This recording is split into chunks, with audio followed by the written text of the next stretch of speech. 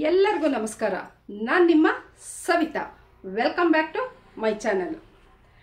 ನಿನ್ನೆ ಒಂದು ನಕಲಿ ಸೌಜನ್ಯ ಹೋರಾಟಗಾರ ಓಪನ್ ಆಗಿ ಚಾಲೆಂಜ್ ಮಾಡ್ತಾ ಇದ್ರು. ಅದು ಯಾರ ಮೇಲೆ? ನಿಮ್ಮೆಲ್ಲರ ನೆಚ್ಚಿನ ಆ ಕಾಲದಿಂದನೂ ನ್ಯಾಯಕ್ಕಾಗಿ, ಧರ್ಮಕ್ಕಾಗಿ, ಸೌಜನ್ಯನಿಗೆ ನ್ಯಾಯ ಕೊಡ್ಸೋಕ್ಕಾಗಿ ಹೋರಾಟ ಮಾಡ್ತಾ ಇರೋ ಅಂಥ ಪ್ರೀತಿಯ ತಂದೆ ಸಮಾನರಾದ ಮಹೇಶ್ ಶೆಟ್ಟಿ ತಿಮ್ರೋಡಿ ಅವ್ರ ಮೇಲೆ ನಾನು ಉಜಿರೆಗೆ ಬರ್ತೀನಿ, ಅದು ಏನಾಗುತ್ತೆ ನೋಡೋಣ, ಏನು ಮಾಡ್ತೀರಾ ನೋಡೋಣ ಅಂತ ಹೇಳಿಬಿಟ್ಟು. ಪಾಪ ಈ ನಕಲಿ ಹೋರಾಟಗಾರನಿಗೆ ಗೊತ್ತಿಲ್ಲ ಮಹೇಶ್ ಶೆಟ್ರು ಅಂದರೆ ಏನು, ಅವ್ರ ಲೆವೆಲ್ ಏನು, ಅವ್ರನ್ನ ಜನ ಯಾವ ಇದರಲ್ಲಿ ಇಟ್ಟಿದ್ದಾರೆ ಅನ್ನೋದು ಇನ್ನೂ ತಿಳ್ಕೊಂಡಿಲ್ಲ ಅಂತ ಕಾಣುತ್ತೆ. ತಿಳ್ಕೊಂಡಿದ್ರೆ ಇಷ್ಟೆಲ್ಲ ಮಾತಾಡ್ತಾ ಇರಲಿಲ್ಲ. ಏನಪ್ಪ ಅಂತ ಹೇಳಿದ್ರೆ, ಇವ್ರ ಬಾಸ್ ಒಬ್ರು ಇದ್ದಾರೆ, ಅವರು ಚಕ್ರವರ್ತಿ ಸೂಲಿಬೆಲೆ. ಈ ವ್ಯಕ್ತಿ ಅವ್ರ ಚೇಲ. ಈ ವ್ಯಕ್ತಿ ಅಲ್ಲ, ಪುನೀತ್ ಕೆರೆಹಳ್ಳಿ ಅವರು. ಪುನೀತ್ ಕೆರೆಹಳ್ಳಿ ಅವರು ಚಕ್ರವರ್ತಿ ಸೂಲಿಬೆಲೆ ಅವ್ರನ್ನ ಮೊನ್ನೆ ಕುತ್ತಾರನ ಕೊರಗಜ್ಜ ಕ್ಷೇತ್ರದಲ್ಲಿ ಏನೋ ಇವ್ರನ್ನ ಗೆಸ್ಟ್ ಆಗಿ ಕರೆದಿದ್ದಾರೆ. Okay fine. ಇವರು ಹೇಗೆ ಮಾತಾಡಬೇಕು ಹಾಗೆ ಮಾತಾಡಬೇಕಿತ್ತಲ್ವಾ.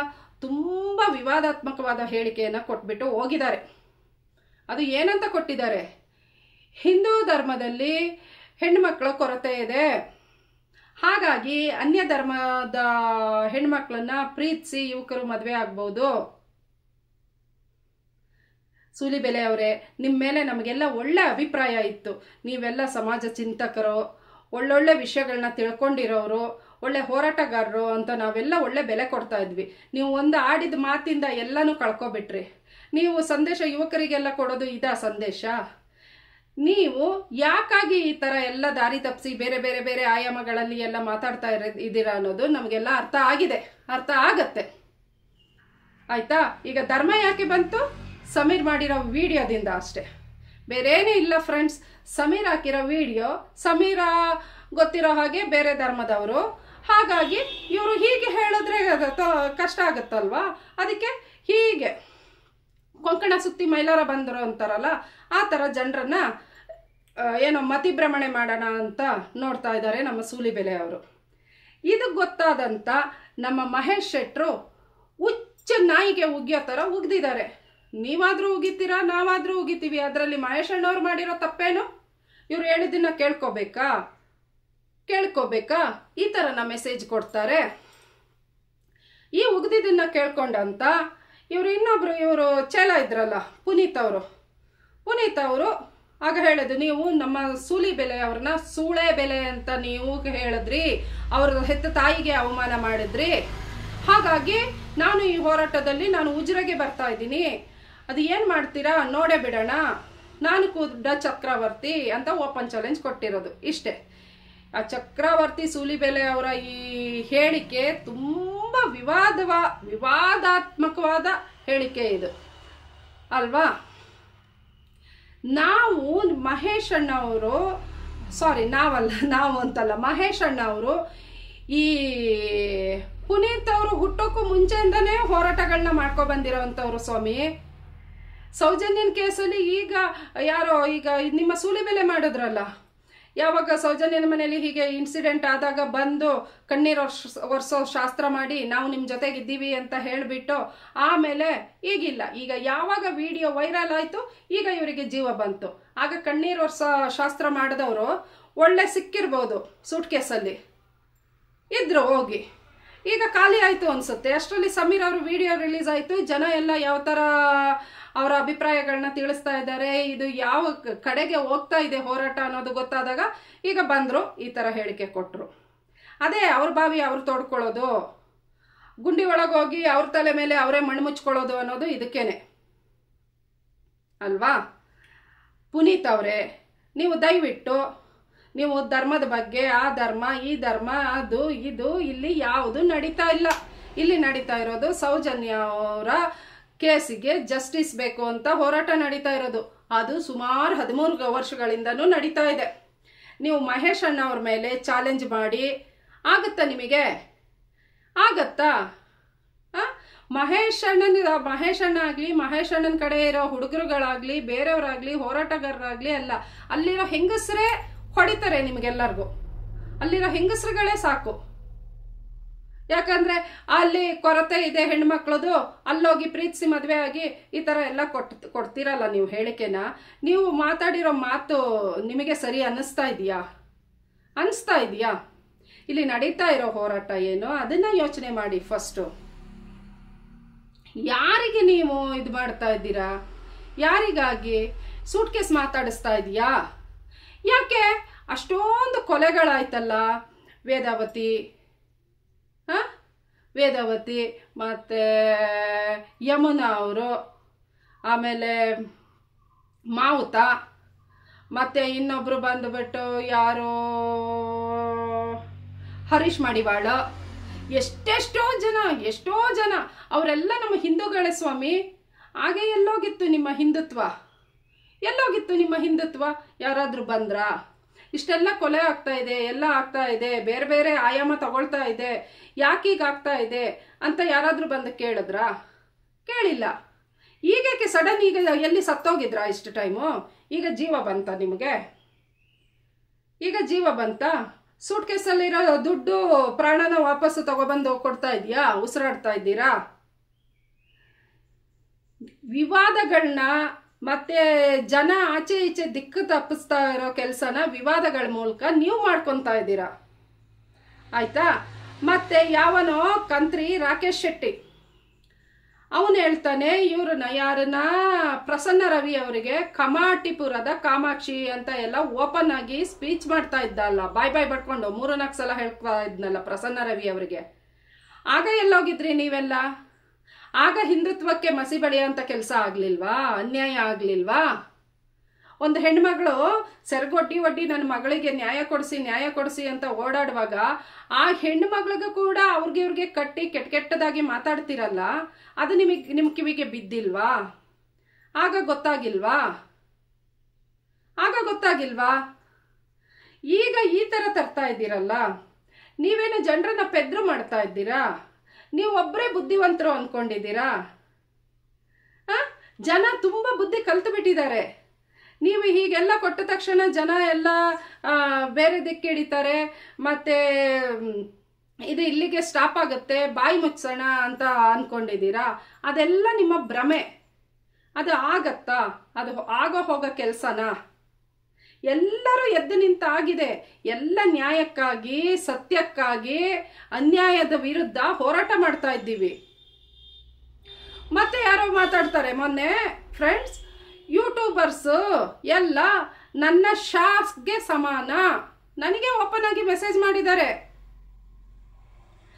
ಅಲ್ಲ ಸ್ವಾಮಿ, ಯೂಟ್ಯೂಬರ್ಸ್ ಎಲ್ಲ ನಿಮ್ಗೆ ಶಾಗೆ ಸಮಾನ ಅಂತಿರಲ್ಲ, ಶಾಗೆ ಸಮಾನ ಆದ್ಮೇಲೆ ನೀವು ಯಾಕೆ ಇಷ್ಟು ಹೆದರ್ಕೊಂತಾ ಇದ್ದೀರಾ? ಒಬ್ಬ ಯೂಟ್ಯೂಬರ್ಸೇ ಇಷ್ಟೆಲ್ಲ ಜನ ಆಲ್ರೆಡಿ ಹೋರಾಟದಲ್ಲಿದ್ರು, ಇನ್ನೂ ಹೆಚ್ಚಿಗೆ ತಾಕತ್ತು ತಗೊಂಡಿದ್ದು ಒಬ್ಬ ಯೂಟ್ಯೂಬರ್ಸ್ ಮಾಡಿರೋ ವಿಡಿಯೋದಿಂದನೇ. ಯಾಕೆ ನಿಮಗೆ ಭಯ ಆಗ್ತಾ ಇದೆಯಾ? ಚಳಿ ಆಗ್ತಾ ಇದೆಯಾ? ಯಾಕೆ ನಿಮ್ಮನ್ನ ಬಾಯಿ ಮುಚ್ಚೋ ಅಂತ ನಿಮ್ಮ ದೊಡ್ಡ ಮನೆಯವರು ನಿಮಗೀಗ ಹೆಲ್ಪ್ ಮಾಡ್ತಾ ಇಲ್ವಾ? ಇಲ್ಲ ಅವರು ಅಲ್ಲಿಂದ ನಿಮಗೆ ಮೆಸೇಜ್ ಕೊಡ್ತಾ ಇದ್ದಾರಾ? ಈ ಥರ ಮಾಡಿ ಜನರ ಮನಸ್ಸನ್ನ ಬದಲಾಯಿಸಿ ಚೇಂಜ್ ಮಾಡಿ ಅಂತ ನಿಮಗೆ ಮೆಸೇಜ್ ಕೊಡ್ತಾ ಇದ್ದಾರಾ? ಅದಕ್ಕೆ ಒಬ್ಬರಾದ್ಮೇಲೆ ಒಬ್ರು ಹೀಗೆ ಬಾಯಿ ಬಡ್ಕೊತಾ ಇದ್ದೀರಾ? ಮೊನ್ನೆ ನಮ್ಮ ವಸಂತ ಗಿಳಿಯಾರ್ ಸರ್ ನೀವು ಹೇಳ್ತಾ ಇದ್ರಿ, ದೊಡ್ಡ ಮನೆಯವರಿಗೆ ಈ ಥರ ಎಲ್ಲ ಮಾತಾಡಿ ಅವರ ಮರ್ಯಾದೆ ಹೋಗೋದಲ್ಲದೆ ಧಾರ್ಮಿಕ ಭಾವನೆಗಳಿಗೆ ಧಕ್ಕೆ ತರ್ತಾ ಇದ್ದೀರಾ. ಸೌಜನ್ಯಂದು ಕೊಲೆಯಾಗಿ ಬಿತ್ತಲ್ಲ, ಆಗ ಧಾರ್ಮಿಕ ಇದಕ್ಕೆ ಧಕ್ಕೆ ಆಗ್ಲಿಲ್ವಾ? ಧರ್ಮಸ್ಥಳ ಅನ್ನೋ ಒಂದು ಹೆಸರು ಬಂದ ತಕ್ಷಣ ನಿಮಗೆ ಧಾರ್ಮಿಕ ಭಾವನೆಗೆ ಧಕ್ಕೆ ಬರುತ್ತೆ, ದೊಡ್ಡವರಿಗೆ ಅವಮಾನ ಆಗತ್ತೆ, ಆ ಹೆಸರು ತಗೋಬಾರ್ದು. ಧರ್ಮಸ್ಥಳ ಅನ್ನೋದು ಒಂದು ಊರಿನ ನಾನು ಇಲ್ಲಿ ಕೊಡಗಲ್ಲಿದ್ರೆ ನನ್ನ ಊರು ಕೂರ್ಗಂತೀನಿ. ಧರ್ಮಸ್ಥಳದಲ್ಲಿ ಇನ್ಸಿಡೆಂಟ್ ನಡೆದಿರೋದ್ರಿಂದ ಧರ್ಮಸ್ಥಳ ಅಂತಾನೆ ಹೇಳಬೇಕು. ಅಲ್ಲಿ ಧಾರ್ಮಿಕ ಭಾವನೆಗೆ ಧಕ್ಕೆ ಹೆಂಗ್ ಬರುತ್ತೆ? ಹೇಗೆ ಬರುತ್ತೆ? ಯಾರಾದರೂ ಒಬ್ರು ಮಂಜುನಾಥ ಸ್ವಾಮಿಯಿಂದ ಹೀಗಾಯ್ತು ಬೇರೆ ಅಂತ ಯಾರು ಮಾತಾಡ್ತಾ ಇಲ್ಲ, ನೀವುಗಳೇ ಬಾಯ್ ಬಡ್ಕೊತಾ ಇದ್ದೀರಾ. ಎಲ್ಲ ತುಂಬ ಹೋಗಿದ್ದಾರೆ ನಕಲಿ ಹೋರಾಟಗಾರರು. ಇವ್ರ ಮಾತಿಗೆಲ್ಲ ದಯವಿಟ್ಟು ಫ್ರೆಂಡ್ಸ್ ಯಾರು 5 ಪೈಸದ ಮನ್ನಣೆ ಕೊಡಬೇಡಿ, ದಯವಿಟ್ಟು ಕೊಡಬೇಡಿ. ನಾವೆಲ್ಲ ಇಷ್ಟೆಲ್ಲ ಹೋರಾಟ ಮಾಡ್ತಾ ಇದ್ದೀರಿ, ಎಲ್ಲ ಬೇಡ್ಕೊತಾ ಇದ್ದೀವಿ. ಒಳ್ಳೊಳ್ಳೆ ಅದು ಹೋಗಿ ಹೋಗಿ ಮಹೇಶ್ ಅಣ್ಣ ಅವರಿಗೆ ಚಾಲೆಂಜ್ ಮಾಡ್ತಾನಲ್ಲ ಇವನಿಗೆ ಎಷ್ಟಿರಬೇಡ. ನೀನೇನು ದೊಡ್ಡ ಹೋರಾಟಗಾರನ? ಯಾವತ್ತಾದ್ರೂ ಒಂದು ಮೆಸೇಜ್ ಪಾಸ್ ಮಾಡಿದೀಯಾ? ಎಲ್ಲಾದ್ರೂ ಒಂದು ಪೋಸ್ಟರ್ ಹಾಕಿದೀಯಾ ಸೌಜನ್ಯ ಬಗ್ಗೆ, ಜಸ್ಟಿಸ್ ಫಾರ್ ಸೌಜನ್ಯ ಅಂತ? ಮೇಲೆ ಮಾತ್ರ ಒಂದು ಇದು ಹಾಕೋದು, ಕೋಟಿಂಗ್ ಮಾಡೋದು. ನಾವು ಸೌಜನ್ಯನಿಗೆ ಹೋರಾಟ ಮಾಡ್ತಾ ಇದ್ದೀವಿ, ಹಿಂದೆಯಿಂದ ಈ ಥರ ಮಾಡೋದು. ಯಾಕೆ ದುಡ್ಡ ಮಾತಾಡಿಸ್ತಾ ಇರೋದು ನಿಮ್ಮನ್ನ? ಇದೆಲ್ಲ ದೊಡ್ಡವ್ರ ನಿಮಗೆ ಹೀಗೆಲ್ಲ ಹೇಳ್ಕೊಟ್ಟಿರೋದು? ಎಲ್ಲಿವರೆಗೆ ಮಾತಾಡಿಸ್ತೀರಾ? ಹುಷಾರಾಗಿರಿ. ಹೀಗೆ ಎಲ್ಲ ಮಾತಾಡೋಕೆ ಬಂದವರೆಲ್ಲರನ್ನೂ ಮಲಗಿಸಿದ್ದಾರೆ ಆಲ್ರೆಡಿ. ದೊಡ್ಡವರು ಮಲಗಿಸ್ಬಿಟ್ಟಿದ್ದಾರೆ, ಸಾಕ್ಷಿಗಳನ್ನ ನಾಶ ಮಾಡಿಬಿಟ್ಟಿದ್ದಾರೆ. ಸಾಕ್ಷಿ ಹೇಳೋಕೆ ಬಂದವ್ರನ್ನೆಲ್ಲ ಪರ್ಮನೆಂಟ್ ಆಗಿ ಮಲಗಿಸ್ತಾರೆ. ನೀವು ಹೀಗೆ ಬಡ್ಕೊಂಡು ನಿಮಗೇನೋ ಗೊತ್ತಿರುತ್ತೆ, ನಿಮ್ಮನ್ನು ಮತ್ತೆ ನಿಮಗೂ ಏನಾದ್ರೂ ಗತಿ ಆದಿತ್ತು. ಎಚ್ಚರಿಕೆಯಿಂದ ಇರಿ. ನಿಮಗಾದ್ರೆ ಹೋರಾಟಗಳನ್ನ ಮಾಡಿ, ಆಗಿಲ್ಲ ಅಂದ್ರೆ ಸುಮ್ಮನಿದ್ದು ಬಿಡಿ. ಅದೇ ತಾನೇ ಪ್ರತಿದಿನ ನಾವು ಕೂಡ ಬಡ್ಕೋತಾ ಇರೋದು. ಹಿಂಗೆ ಬೇರೆ ಬೇರೆ ಸ್ಟೇಟ್ಮೆಂಟ್ ಕೊಡ್ತೀರಾ, ಜನರಿಗೆ ಏನೇನೋ ಮೆಸೇಜ್ಗಳನ್ನ ಪಾಸ್ ಮಾಡ್ತೀರಾ. ಯಾಕೆ ಹೀಗೆಲ್ಲ ಮಾಡ್ತಾ ಇದ್ದೀರಾ? ಏನಿದು? ಯಾಕೆ ದಾರಿ ತಪ್ಪಿಸ್ತಾ ಇದ್ದೀರಾ? ಇನ್ನು ಮೇಲೆ ನೀವು ದಾರಿ ತಪ್ಪಿಸೋ ಕೆಲಸ, ಜನರ ಕಣ್ಣಿಗೆ ಬಟ್ಟೆ ಕಟ್ಟೋ ಕೆಲಸ ಅದೆಲ್ಲ ಬಿಟ್ಬಿಡಿ. ಜನ ಎಚ್ಚೆತ್ತ ಆಗಿದೆ. ಜನ ದಿನದಿಂದ ದಿನಕ್ಕೆ 1000 ಇದ್ದಿದ್ದು ಲಕ್ಷ, ಲಕ್ಷ ಇದ್ದಿದ್ದು ಕೋಟಿ, ಕೋಟಿ ಇದ್ದಿದ್ದು ಮಿಲಿಯನ್ ಗಟ್ಟಲೆ ಆಗ್ತಾ ಇದೆ ಜನಗಳ ಹೋರಾಟ. ಆಯ್ತಾ? ನಿಮಗೆಲ್ಲ ಭಯ ಶುರುವಾಗಿದೆ ಅಲ್ಲ? ಭಯ ಆಗ್ತಾ ಇದೆಯಾ? ಹುಷಾರ್. ನಾವೆಲ್ಲರೂ ಇದ್ದೀವಿ, ಸೌಜನ್ಯನ ಪರ ಹೋರಾಟ ಮಾಡಕ್ಕೆ ನಾವೆಲ್ಲ ಇದ್ದೀವಿ. ಆಯ್ತಾ? ಮಹೇಶ್ ಅಣ್ಣನ ಟೀಮಲ್ಲಿ ನಾವುಗಳೆಲ್ಲ ಇದ್ದೀವಿ. ಪ್ರತಿ ಒಂದು ಮನೇಲೂ ಒಬ್ಬೊಬ್ಬ ಮಹೇಶ್ ಅಣ್ಣ ಇದ್ದಾರೆ, ಪ್ರತಿ ಒಂದು ಮನೇಲೂ ಒಬ್ಬೊಬ್ಬಳು ಸೌಜನ್ಯ ಎದ್ದು ನಿಲ್ತಾ ಇದ್ದಾಳೆ. ಎಚ್ಚರಿಕೆಯಿಂದ ಇರಿ. ಅವಳಿಗಾದ ಅನ್ಯಾಯಕ್ಕೆ, ಆಯ್ತಾ, ನ್ಯಾಯಕ್ಕಾಗಿ ಪ್ರತಿ ಮನೇಲೂ ಸೌಜನ್ಯ ರೂಪದಲ್ಲಿ ದುರ್ಗಾ ಶಕ್ತಿ, ದುರ್ಗಾ ಮಾತೆಯರು ಎದ್ದು ನಿಲ್ತಾ ಇದ್ದಾರೆ. ಮೆಟ್ಟಗಿಟ್ಟಲ್ಲಿ ಹೊಡಿತಾರೆ. ಹಿಂಗೆ ಸ್ಟೇಟ್ಮೆಂಟ್ ಕೊಟ್ರೆ ರೋಡು, ಬೀದಿ, ಕೇರಿ ಅನ್ನೋದು ನೋಡದೆ ಹುಡಿಕೊ ಬಂದು ಹೊಡಿತಾರೆ. ದಯವಿಟ್ಟು ಒಡಿಸ್ಕೋಬೇಡಿ, ಅದಕ್ಕೆಲ್ಲ ಅವಕಾಶಗಳನ್ನ ಮಾಡ್ಕೋಬೇಡಿ. ಇಂಥವ್ರಿಗೆ ಫ್ರೆಂಡ್ಸ್ ಎಷ್ಟು ಹೇಳಿದ್ರು ಬುದ್ಧಿ ಇಲ್ಲ, ಏನೋ ಮಾತಾಡ್ತಾರೆ. ಹಾಗಾದ್ರೆ ಚಕ್ರವರ್ತಿ ಸೂಲಿಬೆಲೆ ಅವರು ಮಾತಾಡಿದ್ದು ಸರಿನಾ?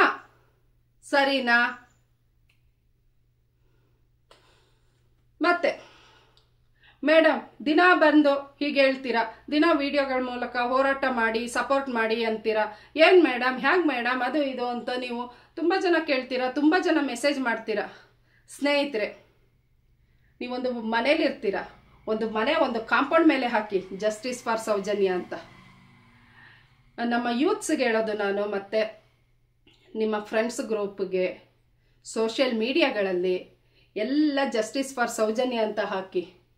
ನಿಮ್ಮ ಏರಿಯಾಗಳಲ್ಲಿ, ನಿಮ್ಮ ಒಂದು ಅಪಾರ್ಟ್ಮೆಂಟ್ಗಳಲ್ಲಾಗಲಿ, ಒಂದು ಏರಿಯಾಗಳಲ್ಲಾಗಲಿ ಇದೇ ವಿಷಯನ ಮೊನ್ನೆ ನಮ್ಮ ಗಿರೀಶ್ ಮಟ್ಟಣ್ಣನವ್ರು ಕೂಡ ಹೇಳಿದರು, ನಾನು ಕೂಡ ಹೇಳ್ತಾ ಇದ್ದೀನಿ. ಎಲ್ಲೆಲ್ಲಿ ಆಗುತ್ತೆ ಅಲ್ಲೆಲ್ಲ ಒಂದು ಚಿಕ್ಕದಾಗಿ ಒಂದು ಸೌಜನ್ಯನಿಗೆ ಒಂದು ಕ್ಯಾಂಡಲ್ ಇಟ್ಟು ಜಸ್ಟಿಸ್ ಫಾರ್ ಸೌಜನ್ಯ ಅಂತ ಹೇಳಿ ಅದನ್ನೆಲ್ಲ ಒಂದು ಫೋಟೋನೋ ವಿಡಿಯೋನೋ ಮಾಡಿಬಿಟ್ಟು ಸೋಷಿಯಲ್ ಮೀಡಿಯಾಗೆ ಬಿಡಿ.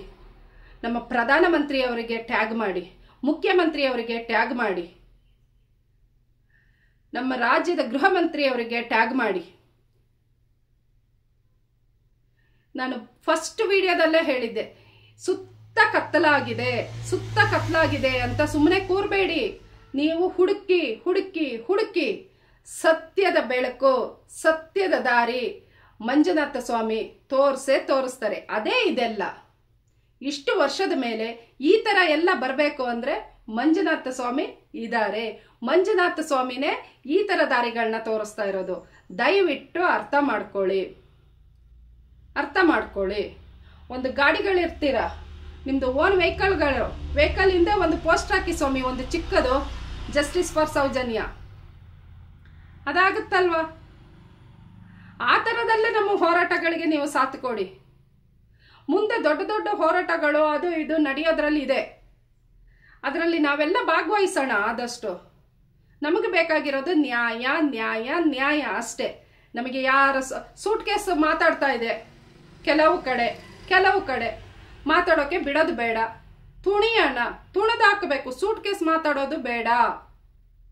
ಇಲ್ಲಿ ಧರ್ಮ ಮಾತಾಡಬೇಕು, ನ್ಯಾಯ ಮಾತಾಡಬೇಕು, ಕಾನೂನು ಮಾತಾಡಬೇಕು, ನಮ್ಮ ಪೊಲೀಸ್ ಡಿಪಾರ್ಟ್ಮೆಂಟ್ ಮಾತಾಡಬೇಕು. ಪ್ರತಿ ಮನೆಯಲ್ಲಿ ಒಬ್ಬೊಬ್ಬರ ಸದಸ್ಯ ಧ್ವನಿ ಎತ್ತಿ ಸಾಕು. ಒಬ್ಬೊಬ್ಬರು ಸದಸ್ಯರ ಧ್ವನಿ ಎತ್ತಿ. ನಮ್ಮ ಮಹೇಶ್ ಅಣ್ಣ ಅಂತ ದೊಡ್ಡ ದೊಡ್ಡ ಹೋರಾಟಗಾರರಿದ್ದಾರೆ, ಅವರೆಲ್ಲ ನೋಡ್ಕೋತಾರೆ. ನಾವೆಲ್ಲ ಒಗ್ಗಟ್ಟಾಗಿರ್ಬೇಕು. ಇಂಥ ಚಿಲ್ರೆ ಪಳ್ರೆ ವಿವಾದ ಹೇಳಿಕೆಗಳಿಗೆ ಯಾರು ತಲೆ ಕೆಡಿಸ್ಕೊಳ್ಳೋದು ಬೇಡ. Justice for Soujanya. ನಿಮ್ಮೆಲ್ಲರಿಗೂ ನಮಸ್ಕಾರ. Thank you. ಮತ್ತೆ ಫ್ರೆಂಡ್ಸ್, ಇನ್ನೊಂದು ಸಾರಿ ಇನ್ನೊಂದು ಹೇಳೋದು ಮರ್ತೆ. ನಾನು ಹೀಗೆ ಒಂದೊಂದು ವಿಷಯ ಏನಾದರೂ ನಾನು ಉಸಿರಿರೋವರೆಗೂ ನಾನು ಈ ಹೋರಾಟದಲ್ಲಿ ನಾನು ಇದ್ದೇ ಇರ್ತೀನಿ. ನನ್ನ ಕಡೆಯಿಂದ ಏನೆಲ್ಲ ಮೆಸೇಜ್ ಕೊಡೋಕ್ಕೆ ಸಾಧ್ಯ ನಾನು ನ್ಯಾಯವಾಗಿ ನನ್ನ ಆತ್ಮಸಾಕ್ಷಿಯಾಗಿ ನಾನು ಮೆಸೇಜ್ ಕೊಡ್ತೀನಿ. ಅದನ್ನು ತಡೆಯೋಕ್ಕೆ ಯಾವ ನನ್ನ ಮಗನಿಂದನೂ ಸಾಧ್ಯನೇ ಇಲ್ಲ. ಆಯ್ತಾ? ಕೂತ್ಕೊಬಿಟ್ಟು ಬಾಯಿಗೆ ಬಂದಂಗೆ ಒಬ್ಬ ಮೆಸೇಜ್ ಮಾಡ್ತಾನೆ, ಹುಷಾರಾಗಿರು, ಸೌಜನ್ಯನಿಗಾದ ಗತಿನೇ ನಿನಗಾಗತ್ತೆ. ಯಾರಿಗೆ ಸಪೋರ್ಟ್ ಮಾಡ್ತಿದ್ಯಪ್ಪ ನೀನು? ಯಾರಿಗೆ ಸಪೋರ್ಟ್ ಮಾಡ್ತಾ ಇದೀಯಾ? ಸೌಜನ್ಯಗಾದ ಗತಿ ನಿನಗಾಗತ್ತೆ ಅಂದ್ರೆ ಹಾಗಾದ್ರೆ ಮಾಡಿದವರೆಲ್ಲ ನಿನಗೆ ಗೊತ್ತಿದೆ ಅಲ್ಲ. ಹುಚ್ಚು ಬಂದಂಗೆ ಮೆಸೇಜ್ ಮಾಡಬೇಡ. ಮುಂಚೆನೆ ಹೇಳ್ದಾಗೆ ಹೀಗೆ ಮಾಡ್ತಾ ಇದ್ರೆ ನಮ್ಮ ಜನಗಳು ನಿನ್ನ ಮಾತಾಡೋಕೆ ಕೈಯೇ ಇಲ್ಲದೆ ನರ ಕಟ್ ಮಾಡ್ತಾರೆ. ಹುಷಾರ್. ನಿನಗಾದ್ರೆ ಮಾಡು, ಆಗಿಲ್ಲ ಸುಮ್ಮನೆ ಇರು. ಕೆಟ್ಟ ಕಮೆಂಟ್ ನೀನು ಮಾಡಿದ ತಕ್ಷಣ ನಾವು ಹೆದರ್ಕೊಬಿಟ್ಟು ನಾವು ಸುಮ್ಮನೆ ಕೂರೋ ಹೆಣ್ಣು ಮಕ್ಕಳಲ್ಲ. ಆ ಚಾಮುಂಡೇಶ್ವರಿ ಎಲ್ಲರೂ ಒಬ್ರೊಬ್ರು ಈ ಹೋರಾಟದಲ್ಲಿ ಚಾಮುಂಡೇಶ್ವರಿ ಆಗಲಿ, ಮಂಜುನಾಥ ಸ್ವಾಮಿ ಆಗಲಿ, ಅಣ್ಣಪ್ಪ ಸ್ವಾಮಿ ಆಗಲಿ ಒಬ್ಬೊಬ್ಬರಿಗೂ ಶಕ್ತಿಯಾಗಿ ನಿಂತಿದ್ದಾರೆ ಬೆನ್ನಿಂದೆ. ನೀನು ನಾಯಿ ಥರ ಬೊಗಳದ ತಕ್ಷಣ ಏನೂ ಆಗಲ್ಲ. ಹೆದ್ರವ್ರು ಯಾರು ಇಲ್ಲ ಇಲ್ಲಿ. ಆಯ್ತಾ? ನೀನು ರಾಂಗ್ ಸ್ಟೇಟ್ಮೆಂಟ್ಗಳು, ಬ್ಯಾಡ್ ಕಮೆಂಟ್ಗಳು ಕೊಟ್ರೆ ನಿಮ್ಮನೆ ಬಾಗ್ಲಿಗೆ ನಾಳೆ ಬರ್ತಾರೆ ನಿಮ್ಮ ಮಾವಂದ್ರು ಎಳ್ಕೊಂಡು ಹೋಗೋಕೆ. ನಾವು ಸುಮ್ಮನೆ ನಮಗೆ ಅಷ್ಟೆಲ್ಲ ಧೈರ್ಯ ಇಲ್ಲದೆ ಏನಿಲ್ಲದೆ ನಾವು ಇಲ್ಲಿ ಬಡ್ಕೊಳ್ತಾ ಇಲ್ಲ. ಸುಮ್ಮನೆ ನಮಗೇನು ಪ್ರೊಟೆಕ್ಷನ್ ನಾವು ಮಾಡ್ಕೋಬೇಕು, ಏನು ಬೇಕು, ಹೇಗಿರ್ಬೇಕು ನಮಗೂ ಗೊತ್ತಿದೆ ಚೆನ್ನಾಗಿ. ಪಾಪ ಯಾವುದೋ ಅಮಾಯಕ ಹುಡುಗಿ ಸೌಜನ್ಯ ಮತ್ತೆ ಯಾವ್ದ್ಯಾವ್ದೋ ಇಂಥ ಹೆಣ್ಮಕ್ಳು ಎಷ್ಟೆಷ್ಟೋ ಜನ ಪಾಪ ಈ ಥರ ಆಗೋಗಿದ್ದಾರೆ. ಆಯ್ತಾ? ಇನ್ನು ಆ ಥರ ಆಗೋಕ್ಕೆ ಬಿಡಲ್ಲ. ಅಲ್ಲಲ್ಲೇ ಕಟ್ ಮಾಡ್ತೀವಿ. ಬ್ಯಾಡ್ ಕಮೆಂಟ್ಗಳನ್ನ ದಯವಿಟ್ಟು ಪಾಸ್ ಮಾಡಬೇಡಿ. ನಿಮಗಿಷ್ಟ ಇಲ್ವಾ ನಮ್ಮ ವಿಡಿಯೋಗಳನ್ನ ನೋಡೋಕೆ? ಬ್ಲಾಕ್ ಮಾಡಿಬಿಡಿ, ನೋಡಲೇಬೇಡಿ. ನಾವು ನಿಮ್ಗಳ ಥರ ಬ್ಯಾಡದ್ದು ಜನರ ದಾರಿ ತಪ್ಪಿಸೋದು ಏನು ನಾವು ಮಾಡ್ತಾ ಇಲ್ಲ. ಕಾನೂನು ಪರ ಹೋರಾಟ ಮಾಡೋ ಹಕ್ಕು ನಮ್ಮೆಲ್ಲರಿಗೂ ಇದೆ. ನಾವು ಹೋರಾಟ ಮಾಡ್ತಾ ಇದ್ದೀವಿ. ಇಷ್ಟೇ ಫ್ರೆಂಡ್ಸ್. ನೀವೆಲ್ಲ ಯಾವಾಗಲೂ ಈ ಹೋರಾಟದಲ್ಲಿ ಇದ್ದೀರಾ ಅಂತ ನಾನು ಅಂದ್ಕೊಂಡಿದ್ದೀನಿ. ನಿಮ್ಮೆಲ್ಲರ ಪ್ರೀತಿ, ವಿಶ್ವಾಸ, ಸಪೋರ್ಟ್, ಆಶೀರ್ವಾದ ಎಲ್ಲ ನಿಮ್ಮ ಎಲ್ಲರ ಮೇಲೂ ಇರಲಿ. ಆ ಮಂಜುನಾಥ ಸ್ವಾಮಿ ಆಶೀರ್ವಾದ ನಿಮ್ಮೆಲ್ಲರ ಮೇಲೂ ಇರಲಿ. ನಮಸ್ಕಾರ friends. Bye. Justice for Soujanya.